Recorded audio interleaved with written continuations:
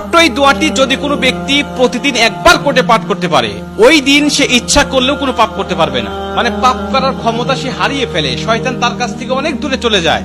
নবীজি বলছেন, যদি কোনো ব্যক্তি এই দোয়াটা মাত্র একবার পাঠ করে, যেদিন সে পাঠ করবে ওই দিন শয়তান চিৎকার করে কাঁদতে থাকে, চিৎকার করে আওয়াজ দিয়ে বলতে থাকে যে আজকে সারাদিন তুই আমার ওয়াসওয়াসা থেকে মুক্ত হয়ে গেলি, আমি ইচ্ছা করেও আজকে তোকে আর ধোঁকা দিতে পারবো না, তুই আজকে আর কোনো পথভ্রষ্টের কাজ করতে পারবি না, তুই সেটা আমার কাছ থেকে মুক্ত হয়ে গেলি।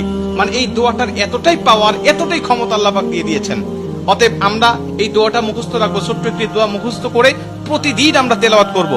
আমরা কিন্তু অনেকেই আছি পাপ ছাড়তে চাই, কিন্তু আমরা এমন কিছু দেখি বা এমন কিছুর সম্মুখীন আমরা হয়ে যাই, ওটা দেখার পরে আমরা নিজের উপরে নিজের কন্ট্রোলটা হারিয়ে ফেলি, তখন আমরা পাপ করতে বাধ্য হই বা পাপ শয়তান আমাদেরকে করিয়ে ফেলে।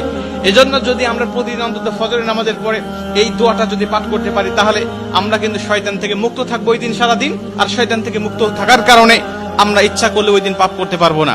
নবীজি এই দোয়াটা শিখিয়েছেন, আউযু বিল্লাহিল আযীম, আউযু বিল্লাহিল আযীম ওয়া বিওয়াজহিল কারীম ওয়া সুলতানিহিল কাদিম মিনাশ শাইতানির রাজীম।